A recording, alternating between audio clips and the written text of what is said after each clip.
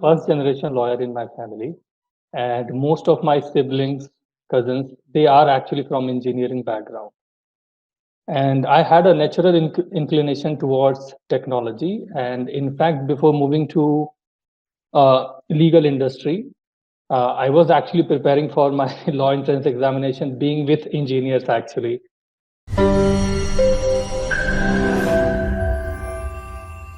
Person who aspires to make relevant interrelation among law and technology, a person who is a specialist in coming up with new ideas and marketing plans, a person who stays versed with trends is our guest and speaker of the day, Mr. Nishant Bhaskar.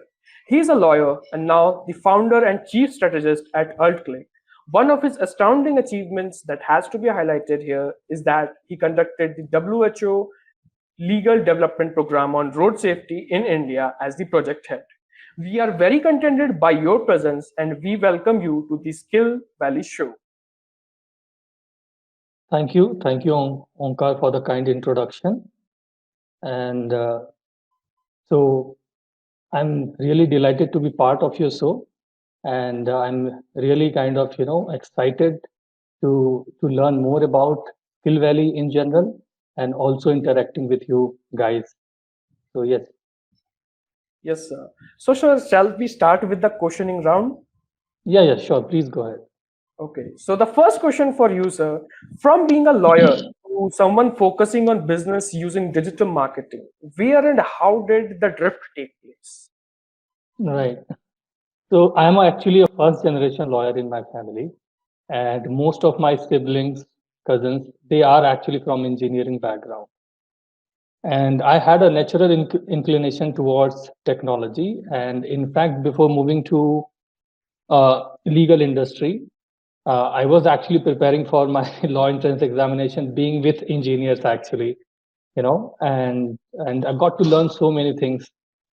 So from there, actually, I studied law, and but still that inclination towards technology was already there, because most of my siblings and cousins, they were discussing about these things. So even on my own, I used to explore all these things, even in law colleges actually.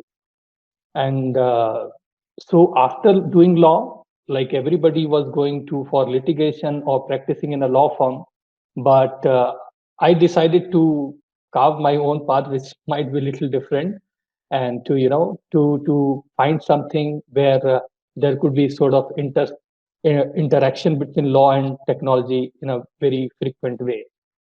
So after briefly working with an MNC as a legal researcher, I started my own technology firm actually, which was a legal tech startup, primarily helping people find the right lawyers. And so from there, this journey started. And while doing this startup, I got to learn so many things actually, working with all the good technology minds. And so that's how the drift happened actually. And since we were kind of first of its kind in those days, somewhere around 2014 and 15, so even for the MVP, I learned everything, to create my own website, to get first users, and like what is working or not working, even before kind of moving towards the final idea of the pocket lawyer. So like after working, I used to get some time and learn and kind of upskill myself on different things as well. And so that's how it gave me some confidence. It gave me some data and everything before we move on to plan about pocket lawyer actually. Yeah.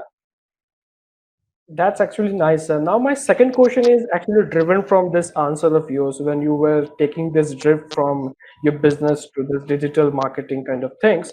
So, were you always sure about your future plans? If not, how did you deal with dilemma to getting forward in your career? So yeah, so when we are in college, we basically follow the herd, and it's a very kind of natural, and we get kind of influenced studying law, and it's very important, particularly in India, that if you have somebody in family, your godfather type, someone who can actually guide you through these things. But I didn't have anyone actually. I studied law, but still I was not sure. I was just kind of hearing my friends what they are planning to do. They are joining tier one, tier two law firms in India or even abroad. and many of them were already decided that they will go for litigation. But I was not quite sure about it, and it was a kind of huge dilemma. So I decided to learn something, being in the legal industry, something of the corporate side actually, as a legal researcher working with an MNC. And I had a, like, subconsciously I had decided that I will start something of my own if I get the confidence and I get the some good idea to work upon, and hopefully I'm from there I will navigate. And that's what happened. I kept on exploring and researching about different things, what developments are taking place, and where actually my personal interest is kind of aligned, where I think that I can actually contribute in some kind of good way. So yeah, so that's how I levitated towards, a legal tech space. Yes, that was actually a good detailed answer of how this was going on. In your back of the head, also your plans, your plan A, plan B. We got the idea about it. So, can you list your top three favorite strategies to build a good business partnership and relationships till date? Any top three strategies? So see, there are several things actually. Like when you talk about top three strategy in the sense, so business is not much different than life actually in general. I'm saying, okay. So it's very important that we stick to something which we have promised to do in a way, right? So I believe that when we are trying to build a long-term relationship, communication, transparency, integrity, these are very core to long lasting relationship. You, when you partner with someone, or build a business relationship, you should consider them as your part of your team, or not just for certain business objective that you are connecting. Obviously those things are there, but if you really trying to look at things for the long term, this should be considered as your part of the team and not alienated from that. So that is very important, and I think your work ethics is also very much important actually. When you promise something to do on a certain timeline, you do that, you deliver that. And communication, basically clear communication, is a very significant aspect of building those trust with the businesses that you are working with, or trying to build a good relationship with business. So that is very, very significant. That was a good detailed answer as well. So, sir, actually, when we were discussing before the call as well, there was a line that stood out for me was busy doesn't always equal productive. This was the line that I marked actually. So, do you ever feel exhausted when you deal with non-productive busy schedule for days? If yes, then how to handle such kind of situations? Yeah, so we all are living in a complete kind of a world which are full of distraction, whether it is our laptop, mobile phone, or anything like that, right? So you go on to do one thing and you ended up doing something else, something else, something else. So we basically kind of react to all these notifications that we always receive, and we just want to kind of resolve it right away, which shouldn't be the strategy actually. And that's how it eats up most of our time, which should be kind of have it for your productive task that you have already planned. So what I do generally whenever I'm planning my day or a week, so I kind of allocate time for certain tasks. I tentatively say that how much time it's going to take, and when I'm doing it, I would like to be in my flow. I remove my distraction completely, and even my notification and all that. I always keep it on silent, and intermittently I check it. And certain priority message I have set notification which I really need to respond. So this is usually I do, and I don't react to these notifications. Rather, in a plan way, I do that, and that's how. Even like when it comes to checking mail, once I've checked in the morning, I allocate what all emails that I need to respond, and I plan it accordingly. And during afternoon, that respond, unless it is a very kind of priority that I need to do right away. But otherwise, I schedule it for later on the day. Actually, yeah. Yes. So now my next question is basically from an youth aspect, or rather an aspirant to be a good achiever. Okay.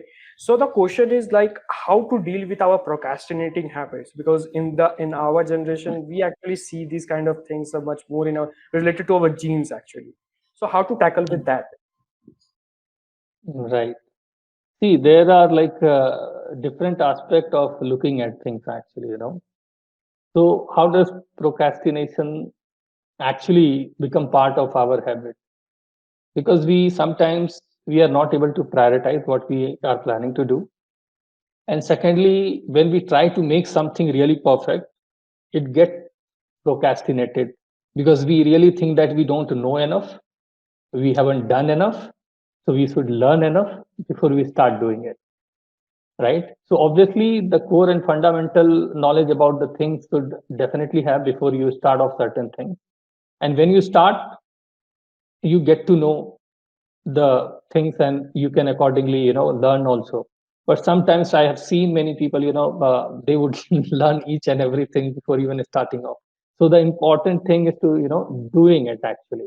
And when you do, and obviously you should have that enough skill that these tasks that you have on your hand, it shouldn't be that much difficult, right? And if we talk about procrastination in general, many of us actually rely on our motivation to work on, right? But unfortunately that doesn't work or that doesn't last. So the important thing that we can do is to basically manage our energy actually. How do we feel about certain things?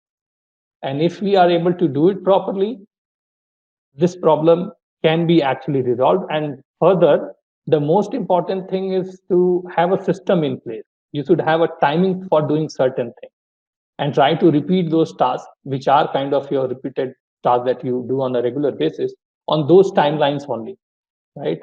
So yeah, so that way you don't rely on your motivation, but you have a system in place which tells you that okay, this is the time to do this task, and things get done. And you can actually, and if you make it part of your habit, maybe in initial time it might be difficult when you're starting off, but yeah, you can succeed in this by doing it in a proper manner and having a good system in place actually. So habit plays a very very very important role in these. Yes, so I think if I could sum up all the that you have spoke about, it is like having a constant motivation and building a good roadmap for the activities you want to do, or your do's and don'ts basically, right? Hmm. So my next question is derived from this regarding the first point that you marked, that the constant motivation. As a young achiever, again, this is a journey, and this journey takes a good amount of time, right? So how to maintain that constant motivation, like how to That's keep why, that yeah, higher balance? that's why I said we cannot always be motivated about few things or even what we are planning to do, right? There are certain things that we get inspired of, we plan to do certain things, right? So really we need to understand when we plan to do something why we are actually doing it actually. We should know that, and where it will actually take us, how far it will take us, in a sense, right? So the most important thing is not the motivation in general. Obviously this is important, but the most important thing here is to have a system in place, a structure to your day, the way you plan to do certain things, the way you work, your work ethics actually, right? So once you have these things in place, you can actually do things much better. You can actually this procrastination issue won't be there actually in the first place. So try to develop a system in place, your work ethics, like what time you will be working, what time you would usually go to sleep, or what time you. So once you have a system in place, and you repeatedly do that, it becomes part of your habit. So you don't just rely on your motivation to do certain things. Your system actually push you forward for doing what you plan to do, and every time you can do it without relying on motivation, just motivation, I would say. Yes. So my next question is, if you were asked to give a motivating speech in one line, what would it be? Okay, motivating line. Okay, I think the most important thing for any one of us should be, because see, uh, in the beginning you also asked that how I planned out my career and everything. But the more Personally, for me, I think learning different skill sets is very much crucial because as a human being, we are lifelong learner actually, and we should not and kind of deviate from that. So we should have that attitude of learning actually, no matter what we do. You know, it's just not like in school and colleges. Even when you are doing something professionally, there would be so many things that you don't know. So it's always good to be learning, and when you learn and reflect on things what you know and what you don't know, you always better yourself. So so just be a lifelong learner. That's it, I would say. Yes, that will be the golden line that I will actually mark up in my notebook. Lifelong learner. My next question is, what are the few habits of yours that you think have brought you so far in this journey? Right. I truly believe that, habits are the kind of main motivator. In a sense, basically, it can actually push you forward toward the goal that you really want to become. And I'm a huge habit fan, you know. And earlier, I didn't have any of these system in place, whatever I used to do. But gradually, after reading so many non-fiction from some good authors, I understand the importance of habit. And if you I basically imitated some of the good people and what I could actually incorporate in my life. So allocating time for doing particular things, having a dedicated workspace, because in a COVID situation, the current situation that we all are, many of us are not able to differentiate whether it is our bedroom or from the same place we also work. So it's basically very important to be on a zone of your work. You need to have a dedicated place in your home where you would work and where would you rest and where would you eat. So differentiating those things, and these are the new habits, particularly during the lockdowns, that I've inculcated, and it helps me to focus on the things. It helps me to come out of the zone when I'm in my bedroom or when I'm on my desk. So these are the things, and I'm early riser, so I get so much time for myself, and I am kind of huge fan of mindfulness. I practice meditation. I start my day with that, right? And so yeah, so this is very kind of these are the important habits that actually kind of helps me, even because the kind of negativity that we have around us because of the lockdown, because of the COVID scenarios and the kind of news that we are hearing. So it helps me to be kind of in a center in a way, and helps me to do my best even if I'm working from home. Yes, sir, to have a constant place in your house or wherever you can work, so that to shut Yes. everything that is Yeah. coming from outside and Yes. just focusing on your plans and your strategies that you have built, right? Yes. Yes. Yes, sir. So my next question is, what was your goal when you started this startup, and how far you do you think you have achieved it till date? So uh, so the idea of alt click digital actually came from my first startup. Actually, when we started that startup, so legal industry is very much technologically laggard actually, if you see, at least in India still, and many of these professionals are not ready to kind of use technology in a way that they are supposed to, and they are afraid of using it in a way, and still relying on a kind of a legacy system, the traditional way that things have been.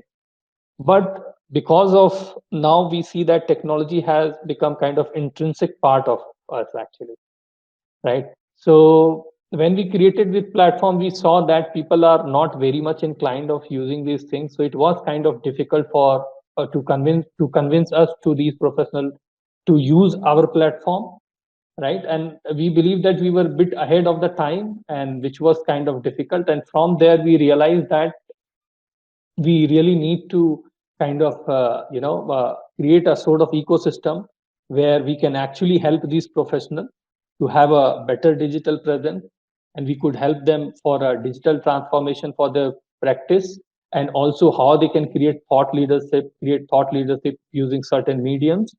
And so from there it came, and we are actually working with some of really good industry leader actually right now, and we are helping them with uh, all aspect of digital marketing actually. So it's going great. And since I had already built a really good network, and so yeah, this is paying off right now. And the main motivation of my current startup was primarily from when we saw that nobody ever thought that the court proceeding will take place via video conferencing and all that. And the lockdown and COVID actually pushed everybody to adopt, like even things which were kind of going with its own pace, everything got kind of expedited in a way. And the same way, even these professionals were kind of forced to use technology in the way that they never thought that they would use. And there I saw the opportunity, since I had already worked in this field. So not only we are helping lawyers and law firm based out of India, we are also helping uh, legal tech companies in India and even based out of abroad actually. So yeah, the journey so far has been really like more than expected actually, I would say, in a way. That's great, sir. Now my next question is a bit digging into your profile a bit more related to it. You are a combination of two individual professions, right? So do you think any of them has ever caused any benefit or harm to the other one? Mm, Not exactly, actually, So as I told you that I also truly believe that, as I mentioned also, we all are lifelong learner actually as an individual, and we are supposed to grow with the time and adapt with the different situation and the requirement. And when you know how to learn and do different things, so it gives you kind of advantage, edge over any other professional or a similar professional that they are actually working with you. So it is actually working as an advantage for me.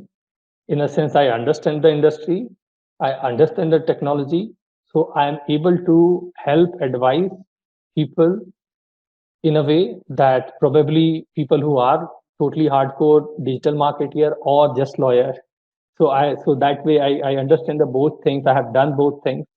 So I think it has put me in a kind of advantageous position, and I can actually help people in a better way since I am familiar with these two professions and have worked significantly in these two areas as well.